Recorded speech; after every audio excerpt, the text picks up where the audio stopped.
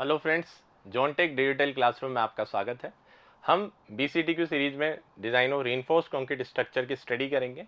जैसा कि आपको पता है कि BCTQ सीरीज में हम जो सब्जेक्ट है उसको क्वेश्चंस के माध्यम से एक बार रिवाइज करने की कोशिश करते हैं और इस तरह के क्वेश्चंस को डिस्कस करते हैं जो कि जनरली आपके एग्जाम में आ सकते हैं, या फिर उनसे रिलेटेड जो कॉन्सेप्ट है हम उनको भी स्टडी करते हुए चलते हैं। ठीक है, ये सीरीज अब स्टार्ट हो चुकी है फिर से, जिसमें आपके 2 वीडियोस यूट्यूब पे अपलोड हो चुके हैं, जिसमें फर्स्ट वीडियो था स्ट्रेंथ ऑफ मैकेनिक्स का और सेकंड वाला वीडियो था आपका सॉइल मैकेनिक्स का। This is the third video और रोज आपको एक वीडियो BCTQ सीरीज का मिलेगा जिसमें आप अपने सब्जेक्ट को, अपने कॉन्सेप्ट को और ब्रशअप कर सकते हैं। तो हम, जैसा मैंने बोला कि हम यहाँ पर क्या करेंगे कि क्वेश्चन से हम सब्जेक्ट को रिवाइज करेंगे। तो उसी में हम देखते कि हमारा फर्स्ट क्वेश्चन कौन सा है। तो हमारा फर्स्ट क्वेश्चन है, an RCC beam of 6 metre span 6 metre है, इज 30 सेंटीमीटर वाइड, जो कि 30 सेंटीमीटर वाइड है, मतलब 300 mm बोल लीजिए या फिर 0.3 मीटर बोल लीजिए। Has a lever arm of 55 centimetre. अब यहाँ पर लीवर आर्म किस कारण से दी हुई है, तो ये आपको क्वेश्चन को पढ़ के ही समझ में आ जाना चाहिए कि इसका क्या यूज होगा। तो लीवर आर्म को हम WSM में आप देखेंगे तो हम इसको JD से रिप्रेजेंट करते हैं। तो ये यहाँ पे JD के उसमें यूज होगी, कहाँ यूज होगी आगे हम पढ़ते हैं तो उससे क्लियर होगा। If it carries a UDL of 12 ton per metre. अब यहाँ पर यूनिट का भी गेम है, आपको यूनिट के कॉन्सेप्ट भी पता होने चाहिए कि यूनिट्स को किस तरीके से चेंज किया जाता है, क्योंकि एक आपके सेंटीमीटर में है, एक आपको मीटर में गिवन है, फिर यहाँ पे टन में वैल्यू आ गई।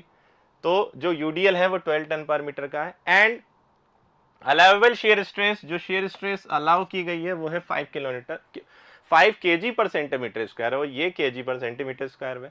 तो इसका मतलब ये है कि आपको टन को kg में बदलना है और मीटर को बदलना है या फिर नहीं बदलना है सेंटीमीटर में, वो आगे अभी पता चल जाएगा। तो इसमें फिर आपके ऑप्शन है, is safe in share, share में सेफ है, is safe with स्टीरअप्स, is safe with स्टीरअप्स and inclined bars, needs revision of section को रिवाइज करने की जरूरत है। तो अब यहाँ पर कितना रिइंफोर्समेंट प्रोवाइड करना है, उसके लिए तो डिजाइन शेयर स्ट्रेस देनी चाहिए थी, वो दी नहीं है। यहाँ पर आपको परमिसिबल शेयर स्ट्रेस दी है कि उससे ज्यादा शेयर स्ट्रेस होगी तो फिर ये सेक्शन आपका इस जो परमिसिबल शेयर स्ट्रेस है उससे ज्यादा शेयर स्ट्रेस अगर इस सेक्शन में आ जाएगी तो हम इसे रिडिजाइन कर देंगे। ये हमें पता है, हम ये जानते हैं। ठीक है, कम आ जाएगी तो हमें डिजाइन करना होगा। अब कितने के लिए डिजाइन करना होगा, उसके लिए आपको डिजाइन शेयर स्ट्रेस की रिक्वायरमेंट होगी, वो यहाँ पर गिवन नहीं है। ठीक है, तो इसका मतलब ये कि B और C ऑप्शन होने के चांसेस बहुत कम होंगे, या तो A होगा या फिर D होगा। ठीक है, तो सबसे हम क्या करते हैं यहाँ पर, इसमें कितना शेयर स्ट्रेस जनरेट हो रहा है उसको हम निकाल लेते हैं, जिसको हम बोलते हैं नॉमिनल शेयर स्ट्रेस, और वो डिपेंड करता है नॉमिनल शेयर फोर्स से। और शेयर फोर्स के लिए आपको क्या गिवन है, UDL गिवन है और स्पैन गिवन है। ठीक है, तो सबसे पहले हम देखेंगे नॉमिनल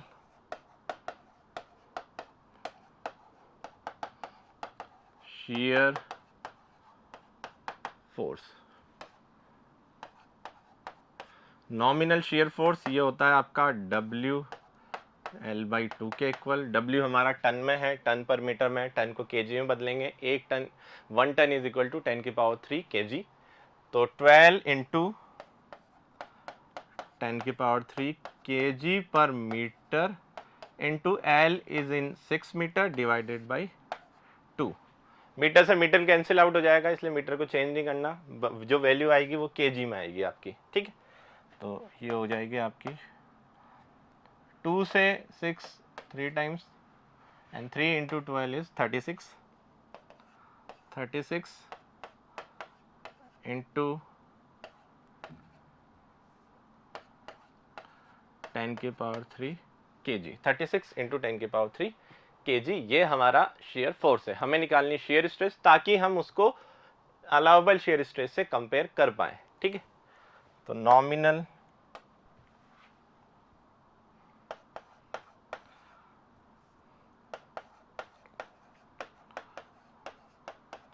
शेयर स्ट्रेस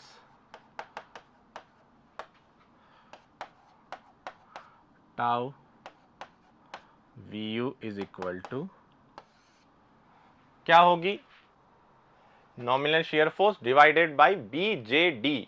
JD को यहां पर हम यूज करेंगे, कुछ जो भी आपको डेटा गिवन है उसका कुछ ना कुछ सिग्निफिकेंस होगा। तो सिग्निफिकेंस ये है कि हमारा जो बेसिक है उस बेसिक के according to B J D के इक्वल होती है शेयर स्ट्रेस।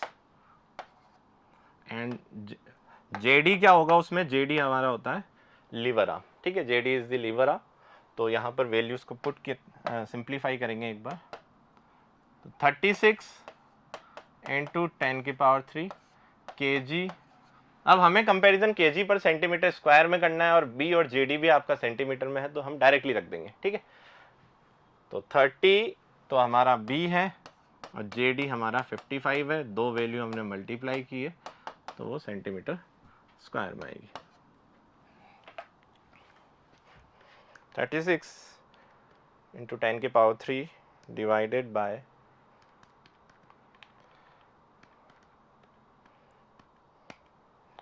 तो यहाँ पर वैल्यू आ रही है 21.81 centimetre square and this value is greater than 5 kg पर सेंटीमीटर स्क्वायर, 5 kg पर, ठीक है।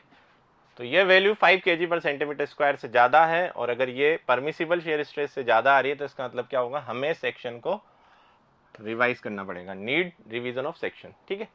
सेक्शन रिवाइज करने के लिए हम उसका एरिया जो क्रॉस सेक्शन एरिया है बी और डी उसको बढ़ा देंगे ताकि वैल्यू 5 kg पर सेंटीमीटर स्क्वायर से कम चली जाए, ठीक है।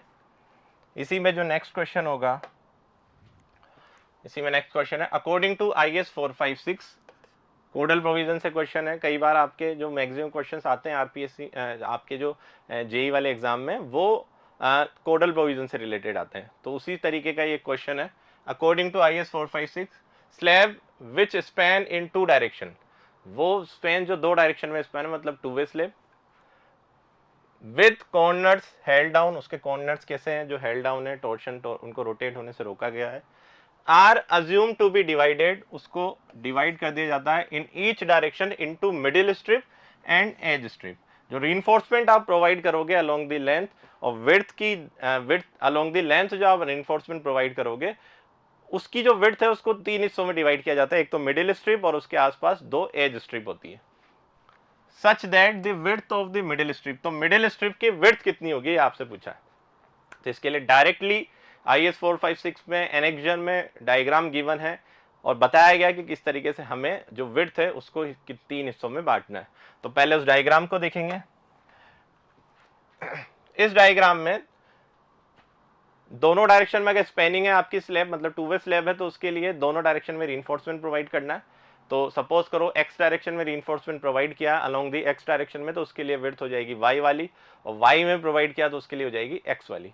तो जब x में आपने प्रोवाइड किया तो y को 3 हिस्सों में बांटना पड़ेगा और y में प्रोवाइड किया तो x को 3 हिस्सों में बांटना पड़ेगा। तो किस तरीके से बांटा गया, इधर आप देखोगे तो ये आपकी मिडिल स्ट्रिप है और ये आपकी एज स्ट्रिप है। तो मिडिल स्ट्रिप होती है 3/4 of ly, as strip ly/8 ly/8। इसी तरीके से इधर आप देखोगे 3/4 l/8 l/8, ठीक है। तो यहां पर आपसे मिडिल पूछा है तो मिडिल होता है आपका 3/4 ऑफ विड्थ ऑफ स्लैब।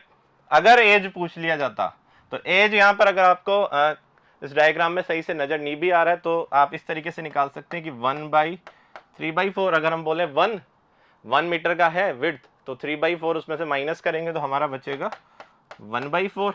और अब 1/4 को आधा आधे हिस्सों में बांटना है, आधा इधर आधा इधर, तो वो आधा कितना हो जाएगा 1/2 जब आप करोगे तो हो जाएगा 1/8।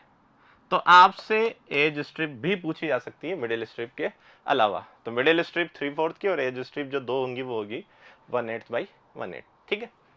नेक्स्ट क्वेश्चन होगा the minimum thickness of flat slab should be, same उसी टाइप का क्वेश्चन है कि जो फ्लैट स्लैब है उसकी मिनिमम डेप्थ कितनी होगी। तो हम इस क्वेश्चन को सोल्व करने के लिए डायग्राम देखेंगे, उसमें फ्लैट स्लैब के कुछ कंपोनेंट्स भी है तो उनको भी हम समझेंगे कि कौन सा कंपोनेंट किस काम आता है ताकि उससे रिलेटेड क्वेश्चन भी आपके बन जाए और उसी में ही आपका ये वाला क्वेश्चन क्लियर होगा। तो ये स्टैंडर्ड बुक का डायग्राम है, इसमें अगर आप देखोगे तो ये आपकी फ्लैट स्लैब है, फ्लैट स्लैब। फ्लैट स्लैब क्या होती है कि डायरेक्टली लोड आप कॉलम में ट्रांसफर करते हो, बीच में कॉलम में लोड ट्रांसफर करने के लिए बीम नहीं होते हैं, मतलब बीम प्रोवाइड नहीं किया जाता, फ्रेम्ड स्ट्रक्चर नहीं बना करके जो स्लैब है, स्लैब डायरेक्टली कॉलम पे रेस्ट होती है। तो जैसे ही कॉलम पर रेस्ट होगी तो कॉलम पर उस पॉइंट पर जहाँ पर कॉलम और स्लैब का जंक्शन होगा वहाँ पर हाई शियर स्ट्रेस जनरेट होती है। तो उस हाई शियर स्ट्रेस को रिड्यूस करने के लिए ड्रॉप कैपिटल प्रोवाइड किए जाते हैं। ड्रॉप कैपिटल प्रोवाइड करने से क्या होगा कि जो शियर रेनफोर्समेंट है वो कम प्रोवाइड करना पड़ेगा, और जो नेगेटिव मोमेंट जनरेट हो रहे हैं उसको ये यहाँ पे जैसे ही डेप्थ बढ़ जाएगी स्लैब की तो वो इजीली विथस्टैंड कर देगी। तो ये होगा to prevent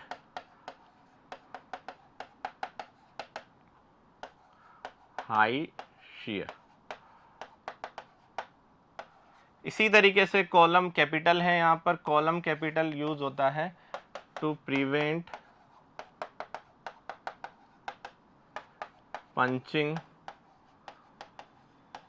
shear. Punching shear को प्रिवेंट करने के लिए अगर आपने फाउंडेशन पढ़ा होगा तो उसमें दो तरह का शियर हम देखते हैं, वन वे शियर, एक टू वे शियर। तो जो टू वे शियर है उसको प्रिवेंट करने के लिए कॉलम कैपिटल ड्रॉप प्रोवाइड किया जाता है हाई शियर के लिए। हमारे क्वेश्चन में पूछा था डेप्थ, तो डेप्थ की वैल्यू 125 mm से कम नहीं होनी चाहिए। तो D should not be less then 25 mm या फिर D should always be greater then 125 mm।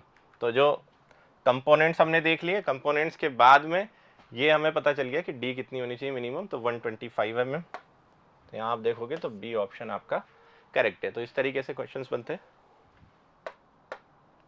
Next question is if W is uniformly distributed load, W uniformly distributed load है on a circular slab of fixed, circular slab of R fixed at it ends. दो तरह की slab होती है circular, एक होती है simply supported, एक होती है फिक्स्ड। ठीक है, fixed at it ends, the maximum positive radial moment at it centre. Maximum positive radial moment इसके सेंटर पे क्या होगा। ठीक है, तो अब यहाँ पर कंफ्यूजन ये होता है कि फिक्स्ड और सिंपली सपोर्टेड दो वर्ड रहेंगे, वो दोनों के लिए वैल्यूज अलग होगी। तो आपको ध्यान रखना है फिक्स्ड के लिए तो ये वाला ऑप्शन सही होगा, और ये जो होगा ये हो जाएगा सेम कंडीशन होगी, लेकिन सपोर्ट कैसे हो जाएंगे, सिंपली सपोर्टेड। ठीक है, तो ये आपको ध्यान में रखना है कि फिक्स्ड बोला या फिर simply supported.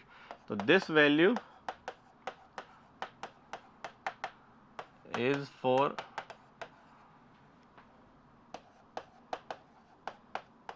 simply supported circular slab. This value is for simply supported circular slab. जो सर्कुलर स्लैब में सिंपली सपोर्टेड होगा उसके लिए ये वाली वैल्यू है आपकी।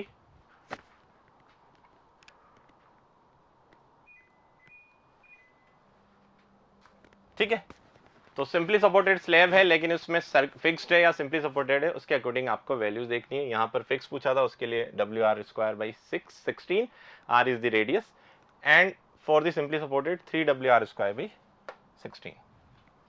नेक्स्ट क्वेश्चन है the maximum ratio of span to depth for two way slab of shorter span. Two way slab है और उसका स्पान, उसमें कौन सा जो टू वे स्लैब है उसमें जो शॉर्टर स्पान है उसकी स्पान की वैल्यू कितनी है 3.5 मीटर तक, अप टू दी 3.5 मीटर। ये जो क्वेश्चन बना है ये कोड की लैंग्वेज के अकॉर्डिंग ही बना है। ठीक है, विद माइल्ड स्टील रिइंफोर्समेंट। जो रिइंफोर्समेंट है आपका वो कैसा है, माइल्ड स्टील। ठीक है, माइल्ड स्टील आपने रिइंफोर्समेंट में प्रोवाइड की है, टू वे स्लैब है और वो भी कैसे वाला है maximum ratio span of two way slab shorter span up to 3.5 metre with mild steel reinforcement. और इसमें आपको कंडीशन गिवन नहीं है तो हम अज्यूम कर लेते हैं, अज्यूम सिंपली सपोर्टेड।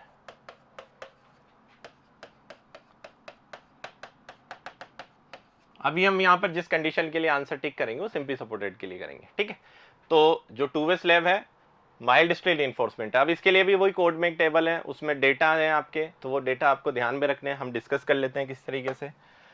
तो यहाँ पर आपको नजर आ रहा होगा कुछ नोट्स हैं, ये IS 456 के। ये तो फर्स्ट नोट तो बोलता है for slab spanning in two direction, जिसके दो डायरेक्शन में स्लैब होता है, वो स्लैब जिसकी जो दो डायरेक्शन में स्पेनिंग मतलब to way slab. The shorter of the two should be used for calculating the span of effective depth ratio. ठीक है, इफेक्टिव डेप्थ रेशियो के लिए शॉर्टर स्पान हम यूज करेंगे। ठीक है, ये भी इंपॉर्टेंट पॉइंट है कि भाई कौन सा यूज करना है। For two way slab of shorter span up to 3.5 metre question इसी के लैंग्वेज से बना था। With mild steel reinforcement the span to overall depth, यहाँ पर ओवरऑल डेप्थ है, इससे पहले जो कैंटिलीवर्स, सिंपली सपोर्टेड बीम और जो कंटिन्यूअस के लिए जो आपका आता है वहां पर इफेक्टिव डेप्थ होता है, यहाँ पर ओवरऑल डेप्थ है। तो स्पान का ओवरऑल डेप्थ से जो रेशियो है given below may generally be assumed to satisfy, किस लिए यूज होता है ये, वर्टिकल डिफ्लेक्शन लिमिट्स। ये भी ध्यान रखना है कि रेशियो किसके लिए, वर्टिकल डिफ्लेक्शन लिमिट्स के लिए है। For loading class up to 3 kilonewton per metre square, 3 kilonewton per metre square की लोडिंग तक के लिए है। अब इसमें दो हैं, simply supported span and continuous. Simply supported के लिए 35, कंटिन्यूअस के लिए 40, इसलिए हमने वहां पे कंडीशन लिखी थी। ठीक है, वहां पर कुछ गिवन नहीं था तो हमने अज्यूम कर लिया कि हम सिंपली सपोर्टेड के अकॉर्डिंग लगाएंगे। For high strength deformation bar of grade Fe 415 the values given about should be multiplied by 0.8। अगर HYSD बार है तो इन वैल्यूज को हम 0.8 से मल्टीप्लाई कर देंगे। वहां पर क्या पूछा हमसे, माइल्ड स्टील। ठीक है, तो इस तरीके से इससे क्वेश्चन पूछे जा सकते हैं कि आपको वहां HYSD दे दिया जाता तो वैल्यू 0.8 टाइम्स हो जाती। ठीक है, कंटिन्यूस दे देते तो 40 हो जाता। ठीक है, यहाँ पर हमसे सिंपली सपोर्टेड है, सिंपल, जो 35 वाला आंसर होगा हमारा वो हमारा सही होगा। तो ए आंसर हमारा यहाँ पर करेक्ट होगा। तो इस तरीके से क्वेश्चंस आते हैं और कैसे हम उससे और क्वेश्चंस को सोल्व कर सकते हैं वो यहाँ पर हम देख रहे हैं। नेक्स्ट है, if the width of foundation of 2 equal columns, इस पे ध्यान देना, 2 इक्वल कॉलम्स इज रेस्ट्रिक्टेड।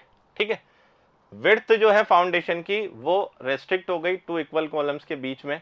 कई बार ऐसा होता है कि कॉर्नर आ जाता है बिल्डिंग का, तो हम फिर उसको आगे नहीं बढ़ा सकते, हम कॉलम को जो फुटिंग है उसकी विड्थ को और बढ़ा नहीं सकते, तो वो वाला केस है। The shape of footing generally adopted is, इस तरीके से होगा कि अगर आपका ये कोई बिल्डिंग है, एक कॉलम यहाँ पर है, एक कॉलम यहाँ पर है, लेकिन हम इस कॉलम की फुटिंग को बाहर नहीं ले जा सकते, तो हम क्या करेंगे, जो पास वाला कॉलम होगा उससे इसको कंबाइन कर देंगे। ठीक है, अब कंबाइन किस तरीके से होगा, कंबाइन करने के लिए अगर दोनों कॉलम अनइक्वल है तो हमारा ट्रेपेजॉइडल बनेगा फॉर अनइक्वल कॉलम्स। ठीक है, और इक्वल है अगर कॉलम, तो इक्वल कॉलम के लिए जो शेप होता है वो होता है हमारा रेक्टेंगुलर। इक्वल कॉलम के लिए शेप जो हो जाएगा वो होगा हमारा रेक्टेंगुलर, इस तरीके से, तो रेक्टेंगुलर शेप बनेगा यहाँ पर। ठीक है, तो अगर रेस्ट्रिक्टेड है, हम विड्थ नहीं बढ़ा सकते, तो उस केस में फिर हमें रेक्टेंगुलर कॉलम प्रोवाइड करना है। अगर इक्वल कॉलम है, यहाँ पर अनइक्वल हो जाता तो फिर इसका आंसर हो जाता trapezoidal. Next question, next, in case of factor of safety against sliding is less then 1.5, तो फैक्टर ऑफ सेफ्टी जो स्लाइडिंग के लिए होती है वो 1.5 होती है। पहली चीज तो ये ध्यान रखनी है। In case of retaining wall, a portion of slab is constructed downward at the end of the heel slab। heel slab किस में आती है, ये रिटेनिंग वॉल के कंपोनेंट है। अगर रिटेनिंग वॉल को आप देखोगे तो इसमें ये स्टीम पोर्शन होता है, ये हील स्लैब होता है, ये होती है आपकी टो। ठीक है, बैकफिल जो होती है, जो यहां पर आपने जिस सॉइल को इसने रिटेन किया है वो इसमें इस डायरेक्शन में प्रेशर लगाएगी, और उस प्रेशर को रेजिस्ट करने के लिए यहां पर फ्रिक्शन जनरेट होगा, उससे वो आपका प्रेशर रेजिस्ट होगा। ठीक है, तो उसके लिए फैक्टर सेफ्टी 1.5 प्रोवाइड करनी चाहिए। बोला क्या गया है, ए portion of slab is constructed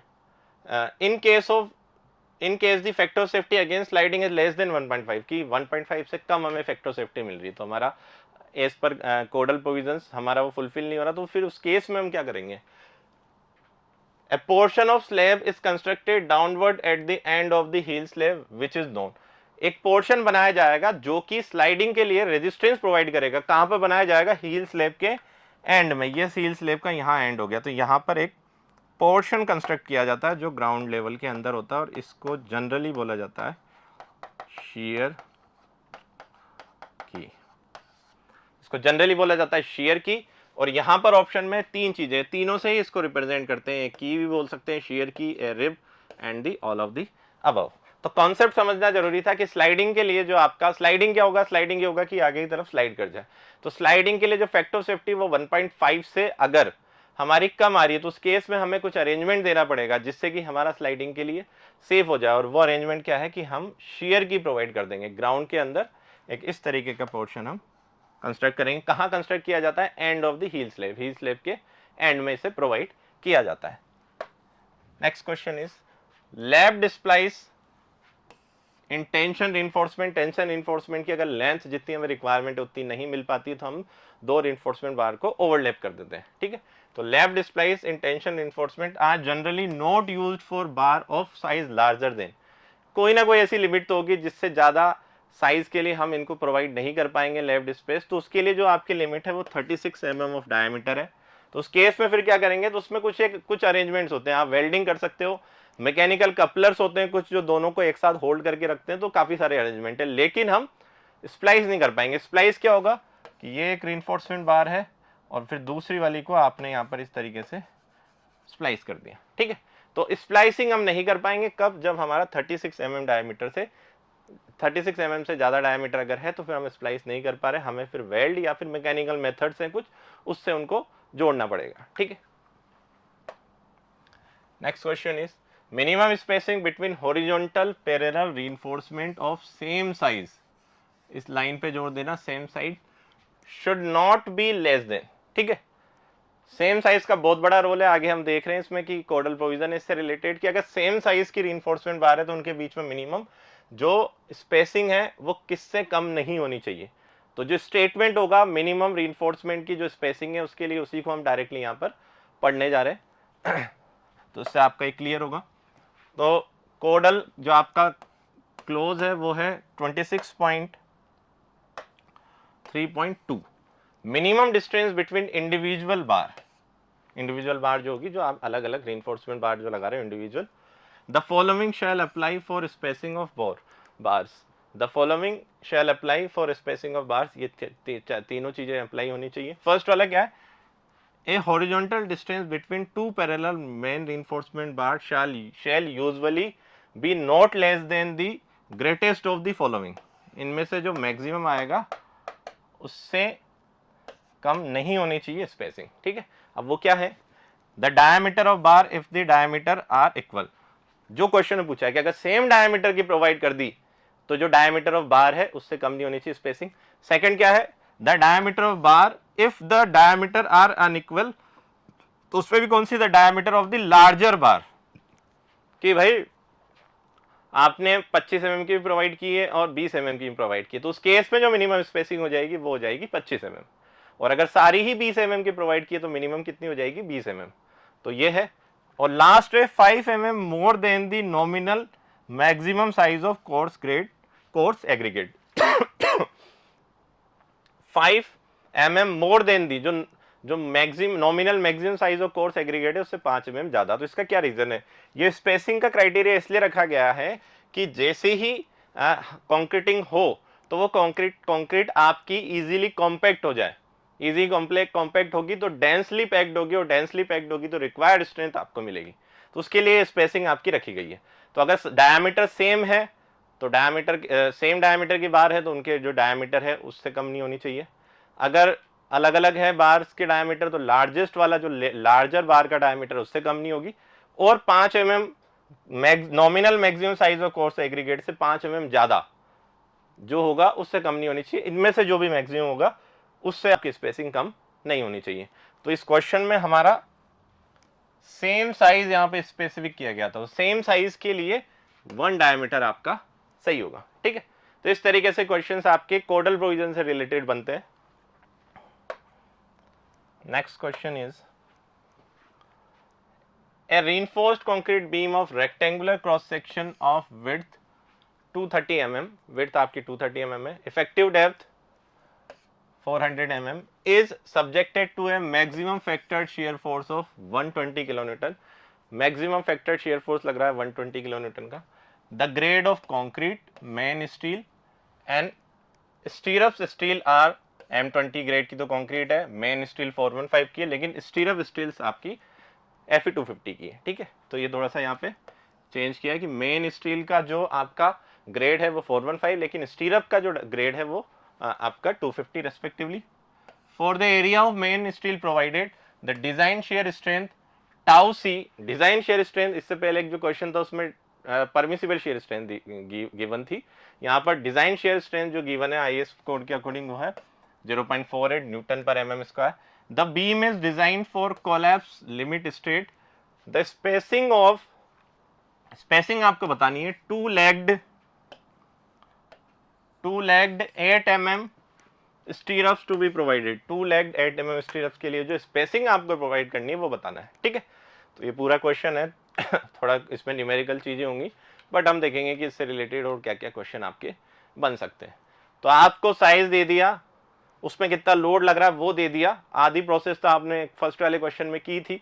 तो हम क्या करेंगे, हम नॉमिनल शेयर स्ट्रेस निकालेंगे कि कितना नॉमिनल शेयर स्ट्रेस लग रहा है, कितना डिजाइन शेयर स्ट्रेंथ, ये क्या चीज होती है, ये वो होती है कि कंक्रीट कितना शेयर स्ट्रेस खुद से रेजिस्ट कर लेगा। तो हमारा जो नॉमिनल शेयर स्ट्रेस है वो कंक्रीट की डिजाइन शेयर स्ट्रेंथ से अगर ज्यादा है तो हमें जो बचा हुआ शेयर स्ट्रेस उसको रेजिस्ट करने के लिए रीइंफोर्समेंट प्रोवाइड करने पड़ेंगे, जो कि यहाँ पे बोल दिया कि इतने आपने प्रोवाइड किए हैं 2 लेग्ड 8 mm से। तो फिर कितना स्पेसिंग पे प्रोवाइड करने वो हमें यहाँ पर बताना है, ठीक है। तो आगे हम देखेंगे और क्या क्या इसमें चीजें हो सकती है। तो पहले इसको एनालाइज करते हैं। तो first of all shear stress, shear force आपको दे दिया है और वो भी कौन सा दिया, फैक्टर्ड। तो आपको डायरेक्टली नॉमिनल शेयर स्ट्रेस निकालना है। तो नॉमिनल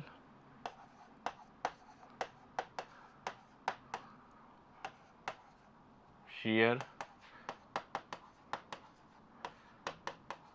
स्ट्रेस टाउ वी, ये कितना होगा, ये हो जाएगा shear force divided by BD.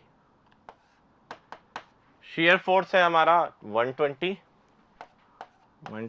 Into 10⁻³ तो ये न्यूटन हो जाएगा, divided by b into d, b is the width, d is the effective depth. तो 230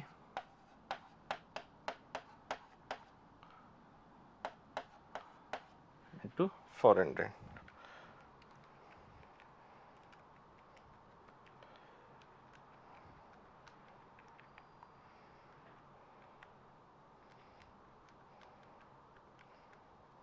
वैल्यू आ रही है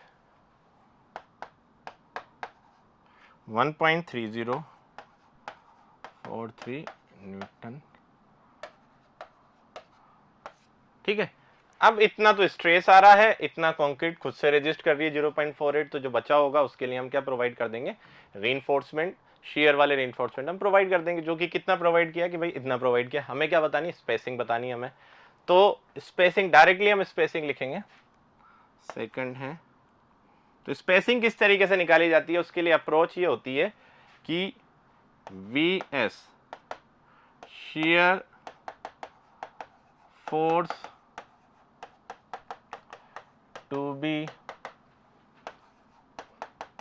रेजिस्ट, जितना शेयर फोर्स रेजिस्ट करना है, जो critical section for shear force होता है वो होता है D डिस्टेंस पर, तो D डिवाइडेड बाई SV। ये बता रहा है कि D डिस्टेंस तक नंबर ऑफ रीइंफोर्समेंट बार, क्योंकि हम कहाँ पर ले रहे हैं, शेयर फोर्स लेते हैं हम सपोर्ट पे, और सपोर्ट से D डिस्टेंस पर हमारा क्रिटिकल होता है। तो वहां तक कितनी नंबर ऑफ बार हमने प्रोवाइड की है इतने शेयर फोर्स को रेजिस्ट करने के लिए, इनटू क्या क्रॉस सेक्शन एरिया है, इनटू दी उसका ग्रेड क्या है। अब इसमें हमारा ये वाली वैल्यू हमें पता है, ये हम कैसे निकालेंगे कि 1.304 में से 0.48 माइनस करेंगे तो जो बची हुई स्ट्रेस है वो मिल जाएगी, फिर उसको हम एरिया से मल्टीप्लाई कर देंगे, तो उतना हमें फोर्स रेजिस्ट करना है। डी हमारा इफेक्टिव डेप्थ है, एसवी हमारा अननोन है, एएसवी के लिए आपको गिवन है कि 2 लेग्ड है 8 mm डायमीटर की, और सिग्मा एसवी आपको 250 गिवन है, ये भी इसमें थोड़ा अलग है, ठीक है। तो यहाँ पर वैल्यूज को पुट करते हैं। ये जो शेयर फोर्स रेजिस्ट करना है वो होगा 1.3043 माइनस का 0.48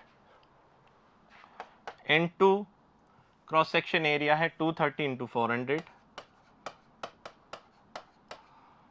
into 400 divided by SV into ASV is the 2 into π/4 into 8 का स्क्वायर, 8 mm दिया था आपको, and sigma S V is the 250।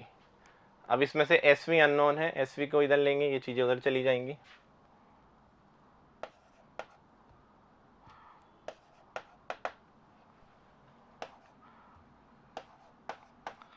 Four 400 into 2 into pi by 4 into 8 square into 250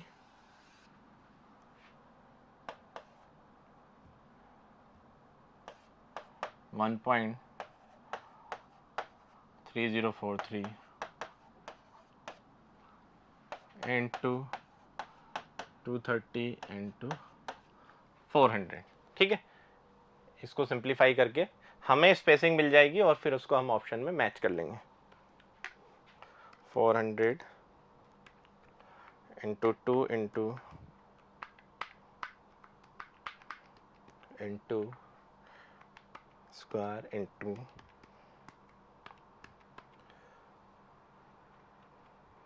1.3043 minus 48 into 230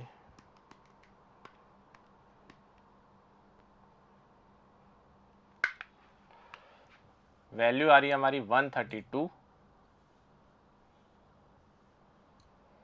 S V is equal to 132 mm, इतना हमें provide करना है। अब जब भी आप स्पेसिंग प्रोवाइड करते हो तो जो राउंड ऑफ करोगे वो आप आगे की तरफ नहीं जा करके आप पीछे की तरफ जाओगे, कम स्पेसिंग पे ज़्यादा रीइंफोर्समेंट प्रोवाइड करना। तो हम ऑप्शन भी कैसे देखेंगे कि इससे जो कम वाला होगा नियरेस्ट, तो 132 के जो सबसे नज़दीक है वो हमारा 115 है, बाकी जो सारे काफ़ी दूर दूर है। तो बी ऑप्शन यहाँ पर सही होगा। आप किसी न किसी राउंड फिगर में प्रोवाइड करोगे।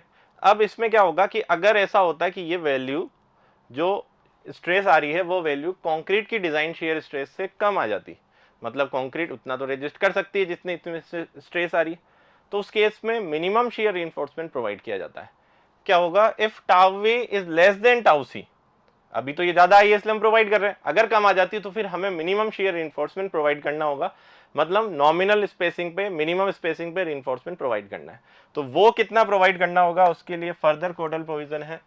Minimum shear reinforcement in the form of stirrups shall be provided such as ASV upon BSV should be greater than equal to 0.4 divided by 0.87 FY। ASV तो आपका जो एरिया हो जाएगा, जो 2 लेग्ड आपने 8 mm की प्रोवाइड की है।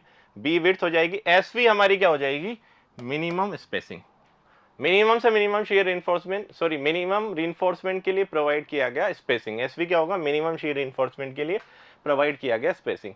तो जब आपका ऐसा हो कि जो स्ट्रेस आ रही है बीम पर, वो स्ट्रेस कंक्रीट जितनी स्ट्रेस रेजिस्ट कर रही है उससे कम आ रही है, लेकिन फिर भी हम मिनिमम रीइंफोर्समेंट प्रोवाइड करेंगे, तो उसके लिए स्पेसिंग क्या होगी, वो स्पेसिंग इस फॉर्मूले के अकॉर्डिंग हम निकालेंगे। तो ये फॉर्मूला भी डायरेक्टली पूछ लिया जाता है, कई बार आपको वैल्यूज दे देंगे और एसवी की वैल्यू आपसे पूछ लेंगे। और फिर यह भी पूछा जा सकता है कि क्या कंडीशन होगी जब आप मिनिमम शेयर रीइंफोर्समेंट प्रोवाइड करोगे। तो कंडीशन हमारी ये होगी कि जो हमारा नॉमिनल शेयर आ रहा है बीम पर वो डिजाइन शेयर स्ट्रेस से कम आ रहा है, तो फिर हमें कुछ रजिस्ट नहीं करना, लेकिन फिर भी मिनिमम शेयर रीइंफोर्समेंट प्रोवाइड किया जाता है। Next question is, in shear design of RC beam other than the allowable shear strength of concrete, there is also an additional check suggested in IS 456-2000 with respect to maximum permissible shear stress. The check for tau c max is required to take care of। अभी just देखा था हमने कि जो tau c max के लिए जो check है वो किस कारण से बनाया गया है। तो tau c max के लिए वो चेक इस कारण से बनाया गया है कि जब बीम का न्यूट्रल एक्सिस से नीचे वाला पोर्शन है जहां पर टेंशन आती है, वहां पर तो हम कंक्रीट को नेग्लेक्ट कर देते हैं और हम ये मानते हैं कि जितनी भी टेंशन आ रही है वो सारी कौन रेजिस्ट कर रहा है, रीइंफोर्समेंट बार और जो शेयर स्ट्रेस है उसके लिए स्टीरप्स प्रोवाइड किए, ठीक है। और न्यूट्रल एक्सिस से ऊपर हमारी कंप्रेशन जनरेट होती है। तो जब आपका शेयर होगा, शेयर की वजह से, हाई शेयर की वजह से एक डायगोनल के अलोंग कंप्रेशन लगता है, एक डायगोनल के अलोंग टेंशन लगता है। तो जब टेंशन लग रहा है न्यूट्रल एक्सिस से नीचे वाले पोर्शन में, वहां पर तो रीइंफोर्समेंट बार है, लेकिन न्यूट्रल एक्सिस से ऊपर कई बार ऐसा होगा कि शियर स्ट्रेंथ इतनी बढ़ जाएगी कि उसकी वजह से जो कंप्रेशन आएगा उस कंप्रेशन के कारण ही कंक्रीट फेल हो जाए। भाई कंप्रेशन में भी तो कोई लिमिट है, माना कि कंप्रेशन में स्ट्रांग है लेकिन उसमें भी कोई लिमिट होगी। तो ये जो टाउ सी मैक्स वाला क्राइटेरिया, ये क्राइटेरिया ये है कि possibility of crushing of concrete bye diagonal compression, कि कंक्रीट पता चले कि डायगोनल कंप्रेशन में क्रश कर गई। भाई न्यूट्रल एक्सिस है नीचे वाला तो आप नेग्लेक्ट करके चल रहे हो, तो आप पे तो सारा जो लोड है वो स्टील को लेना, लेकिन उससे ऊपर अगर कंप्रेशन ही इतना बढ़ गया कि कंक्रीट कंप्रेशन में फेल करेगी तो फिर क्या करोगे। तो ये जो चेक है वो किस कारण से है, possibility of crushing of concrete bye diagonal compression. Diagonal compression में फेल होने के लिए, फेल होने से बचने के लिए हमारा ये चेक है, ठीक है। नेक्स्ट क्वेश्चन है, characteristic load on structure is the load which has probability not been exceeded during the design life of structure. तो इसमें 95 आंसर आता है कि 95% केसेस में जो लोड है वो डिजाइन लाइफ, उसकी डिजाइन लाइफ में जो लोड है वो 95% केसेस में एक्सीड नहीं होगा। मतलब जिस लोड को आप लेकर के डिजाइन कर रहे हो वो लोड 95% केसेस में उसकी डिजाइन लाइफ में उससे ज्यादा लोड नहीं आएगा, 5% में आ सकता है, ठीक है। इसी तरीके से स्ट्रेंथ के लिए होता है, तो स्ट्रेंथ के लिए भी हमारे पास क्राइटेरिया होता है कि 5% केसेस में तो स्ट्रेंथ, जिस स्ट्रेंथ को लेकर के हमने डिजाइन किया है वो स्ट्रेंथ 95% केसेस में तो स्ट्रक्चर की स्ट्रेंथ वही मिलेगी, 5% में कम मिल सकती है। मतलब लोड की वजह से फेल होने के चांसेस 5% है और स्ट्रेंथ की वजह से फेल होने के चांसेस भी 5% है। अब इससे हम निकालेंगे कि ओवरऑल फेलियर की प्रोबेबिलिटी क्या होगी, ठीक है।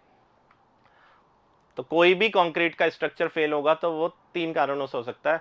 जो स्ट्रेंथ आपको चाहिए थी उससे कम स्ट्रेंथ मिली, मतलब 5% वाली कंडीशन है तो फेल हो जाएगा। दूसरा ये होगा कि जो लोड, जिस लोड के लेकर के आपने डिजाइन किया था उससे ज्यादा लोड हो जाए, आ जाए, तो वही 5% का केस है। तीसरा ये होगा कि स्ट्रेंथ भी आपको कम मिली और लोड भी आपका बढ़ गया, तो थर्ड केस ये होगा। तो इन तीनों को मिला करके फेलियर की प्रोबेबिलिटी निकाली जाती है, कई बार वही पूछा जाता है। तो प्रोबेबिलिटी ऑफ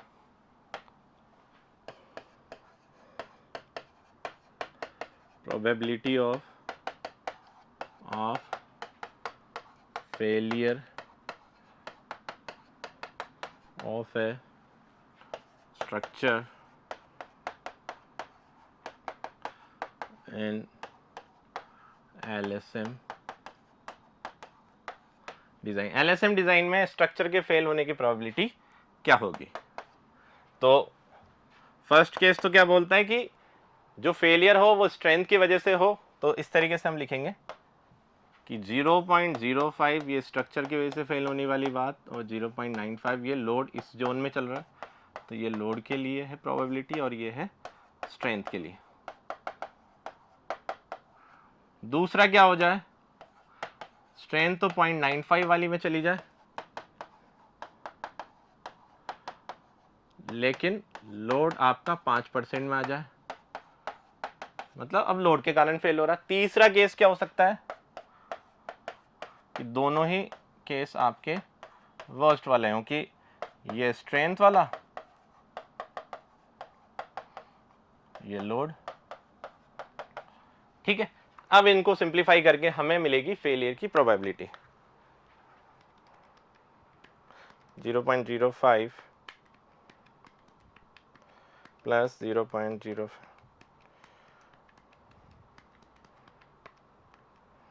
तो इससे वैल्यू आ रही है आपकी 0.0975, 9.75% परसेंट में बोलें, और इसको 10% भी बोल दिया जाता है कई बार, ठीक है। कई केसेस में इसको 10% भी बोल दिया जाता है। तो स्ट्रेंथ और लोड के लिए तो पता था, लेकिन उसके कारण से स्ट्रक्चर कितने में फेल होने की प्रोबेबिलिटी कितनी होगी, वो होगी लगभग 10% या फिर 9.75% चांसेस है कि स्ट्रक्चर फेल हो जाए। और क्या क्या चांसेस हो सकते हैं फेल होने के लिए वो सारे हमने यहाँ पर देखे हैं, ठीक है। Next question is the transfer reinforcement provided at right angle to the main reinforcement। जो मेन reinforcement होता है स्लैब में, उसके राइट एंगल पे जो ट्रांसफर reinforcement प्रोवाइड किया जाता है, किस में, वन वे स्लैब में। टू वे स्लैब में तो दोनों reinforcement आपके मेन होते हैं, तो वन वे स्लैब में जो ट्रांसफर reinforcement प्रोवाइड किया जाता है, जो कि मिनिमम reinforcement जो होता है उस स्लैब के लिए वो प्रोवाइड किया जाता है। तो वो क्यों प्रोवाइड किया जाता है, तो उसको बोला जाता है टेम्परेचर एंड श्रिंकेज reinforcement। तो 2 पॉइंट तो आपको यहीं मिल रहे हैं, टेम्परेचर के लिए और श्रिंकेज के लिए। ए वाला भी होता है कि जैसे ही लोड आता है तो पहले वो डिस्ट्रीब्यूट होता है डिस्ट्रीब्यूशन रीइंफोर्समेंट में, फिर वो जाता है मेन रीइंफोर्समेंट में। तो तीनों चीज़ें यहाँ पर सही है कि डिस्ट्रीब्यूट करने के लिए, टेम्परेचर स्ट्रेस को रेजिस्ट करने के लिए और श्रिंकेज स्ट्रेस को भी रेजिस्ट करने के लिए ये प्रोवाइड किया जाता है। नेक्स्ट क्वेश्चन है limit state design permissible bond stress in case of deformed bar is more than that in plain bars. कि जो आपकी प्लेन बार्स हैं वो तो उनके सरफेस पे कोई ट्रीटमेंट नहीं होता, लेकिन जो डिफॉर्म बार होती है उनकी सरफेस पे इस तरीके के ट्रीटमेंट होता है, जिसके कारण कंक्रीट में उनका बॉन्ड बढ़ जाता है। ठीक है, तो बॉन्ड बढ़ जाता है तो बॉन्ड को रेजिस्ट करने की कैपेसिटी बढ़ेगी, तो जो बॉन्ड स्ट्रेस है वो 60% ज़्यादा होती है in case of deform bars in comparison to plain bars. ठीक है, जो माइल्ड स्टील बार होती है उनको प्लेन बार्स भी बोला जाता है। तो एक तो ये है, अगर कहीं कंप्रेशन आ रहा है कि इन केस ऑफ कंप्रेशन, कई बार ये बता इन केस ऑफ कंप्रेशन जो परसेंटेज इंक्रीज किया जाता है वो किया जाता है 25 से, जो इस वाले में गिवन है कि कंप्रेशन के कारण भी क्या कन्फाइनमेंट बढ़ता है। कन्फाइनमेंट बढ़ेगा तो दोनों मटेरियल के बीच में और कांटेक्ट बढ़ेगा, और कांटेक्ट बढ़ रहा है तो फिर बॉन्ड स्ट्रेस बढ़ जाएगी, उनके बीच में बॉन्ड बढ़ जाएगा। तो कंप्रेशन के केस में 25% ज़्यादा होता है, और डिफॉर्म बार है in comparison to plain bar तो 60% आपका बढ़ जाएगा। ठीक है, टेंशन के कंपैरिजन में जब अगर कंप्रेशन लग रहा है तो 25% ज़्यादा बॉन्ड स्ट्रेस बढ़ेगी, और प्लेन बार के कंपैरिजन में अगर डिफॉर्म्ड बार है तो 60% आपकी बॉन्ड स्ट्रेस बढ़ जाएगी। Next question is the reduction coefficient of A reinforced concrete column with an effective length of 4.8 and size is 250 into 300 mm is।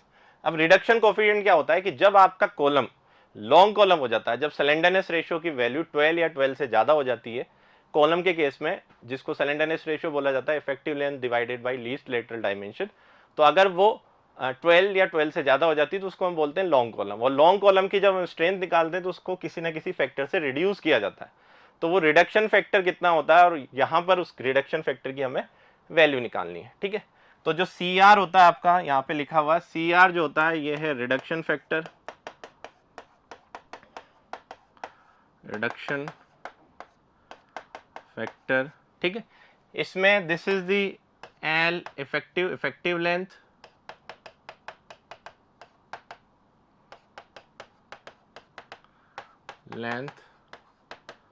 and B is the least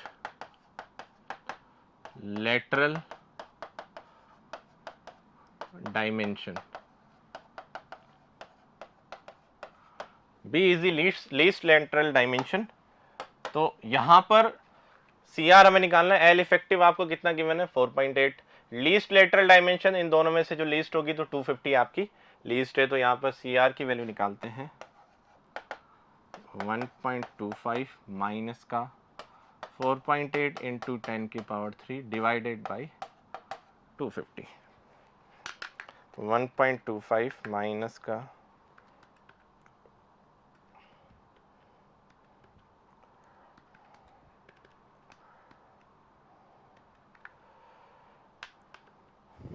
4.8 into 48 भी आएगा,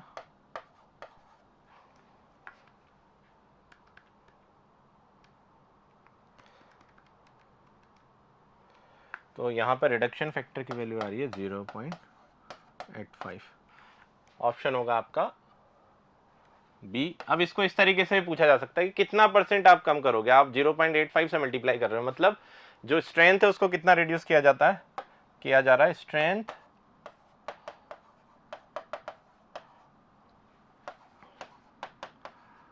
will be reduced by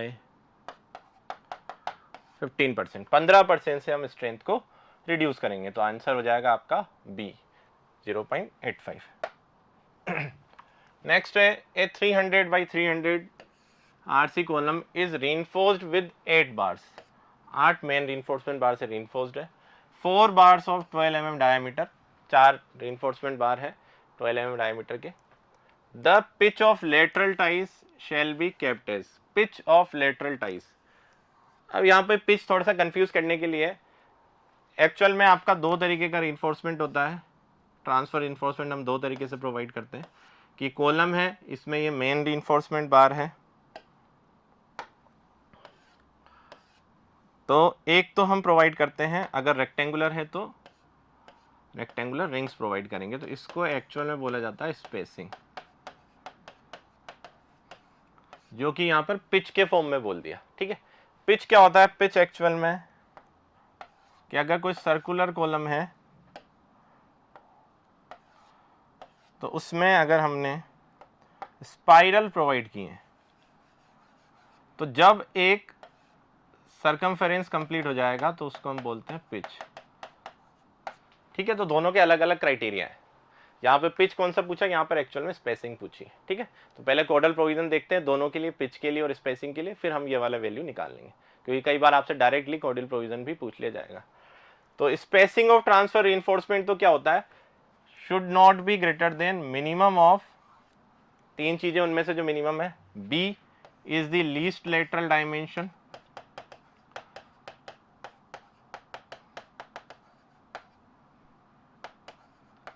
lateral dimension 16.5 में 5 is the main में जो भी smallest है आपकी, smallest जो होगी, एंड 300 mm, इनमें से जो मिनिमम होगा। पहले तो इस क्वेश्चन को कर लेते हैं। अब इसमें से b की वैल्यू कितनी है? 300 है।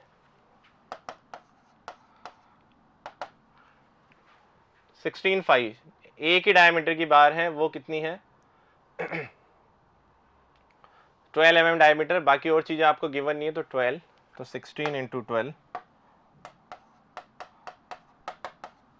तो 16 इंटू 12 इज 192 mm। अब इनमें से जो मिनिमम होगा उससे ज़्यादा नहीं होनी चाहिए, तो 192 मिनिमम है, तो यहाँ पर तो इसका आंसर सी हो जाएगा। तो ये तो था ट्रांसवर्स रीइंफोर्समेंट के लिए कितना आपको स्पेसिंग प्रोवाइड करनी है, जिसको यहाँ पे पिच बोल दिया। पिच क्या होगा? पिच होता है हेलिकल रीइंफोर्समेंट जब आप प्रोवाइड करते हो एज ए लेटरल रीइंफोर्समेंट। तो उस केस में पिच के दो प्रोविजन है कि एक तो पिच की मैक्सिमम लिमिट है, एक पिच की मिनिमम लिमिट है। तो pitch should not be greater then, pitch ज़्यादा नहीं होनी चाहिए 75 mm या फिर DC/6। DC is the dia of core, dia of core. ठीक है, और pitch should not be less than maximum of 25 mm and 3 into 5 spiral, जो आपने स्पाइरल रीइंफोर्समेंट का डाया प्रोवाइड किया है उसका 3 गुना। ठीक है, तो ये भी कोडल प्रोविजन है, ये रिलेटेड टू हेलिकल रीइंफोर्समेंट है। ये आपका जो ट्रांसफर रीइंफोर्समेंट होगा, अगर आप सर्कुलर में रिंग्स प्रोवाइड करते हो या फिर जो आपका रेक्टेंगुलर है उसमें रेक्टेंगुलर रिंग्स प्रोवाइड करते हो, तो इससे रिलेटेड क्वेश्चन था। ये भी आपको साथ में रिवाइज करना है, ये भी आपसे पूछा जा सकता है। Next question is A T shaped retaining wall mainly consist of, T shape retaining wall mainly consist of, उसको जो कैंटिलीवर्ड रिटेनिंग वॉल होती है उसी को टी शेप रिटेनिंग वॉल बोलते हैं। तो इस तरीके से होगी कि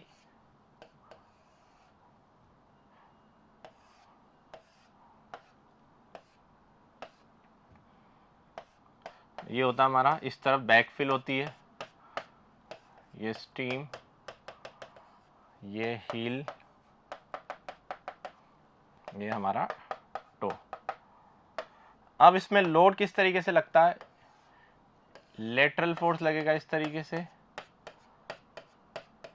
जो बैकफिल इसमें रखी हुई है उसका प्रेशर लगेगा यहाँ पर, और एक लगता है जब इसको इधर से पुश किया जाएगा तो यहाँ प्रेशर ज़्यादा होगा, वहाँ पर मिनिमम होगा, और ये लगेगा इस डायरेक्शन में। अब अगर आप ये अज्यूम करो कि ये इस पॉइंट पर जुड़ी हुई हैं तीनों चीज़ें, तो इन तीनों में डिफ्लेक्शन आप देखोगे तो इस ग्रीन की वजह से ये इस तरफ डिफ्लेक्ट होगा, इस रेड की वजह से ये हील ऐसे डिफ्लेक्ट होगी, और इसकी वजह से ये टो इस तरीके से डिफ्लेक्ट होगा। तो एक तरीके से ये जंक्शन है इन कैंटिलीवर्स का, और 3 कैंटिलीवर है यहाँ पर, इसलिए इसको कैंटिलीवर रिटेनिंग वॉल भी बोलते हैं। टी शेप इसलिए बोला जाता है कि इसका शेप टी जैसा है। ठीक है, तो यहाँ पर कितने कैंटिलीवर होंगे? यहाँ पर 3 कैंटिलीवर होते हैं हमारे, यहाँ पर कितने कैंटिलीवर होंगे, यहाँ पर हमारे 3 कैंटिलीवर होते हैं। तो ये क्वेश्चन से हमारे, जिससे हमने कुछ ऐसे कॉन्सेप्ट को रिवाइज करने की कोशिश करी, जनरली एग्जाम में जाते हैं, कुछ ऐसी चीज़ें भी थी जो हम भूल जाते हैं। तो इस तरीके से ये सीरीज चलती रहेगी, हर दिन एक दूसरे सब्जेक्ट का आपको वीडियो मिलेगा जिससे आप अपने कॉन्सेप्ट को और ब्रशअप कर पाओगे।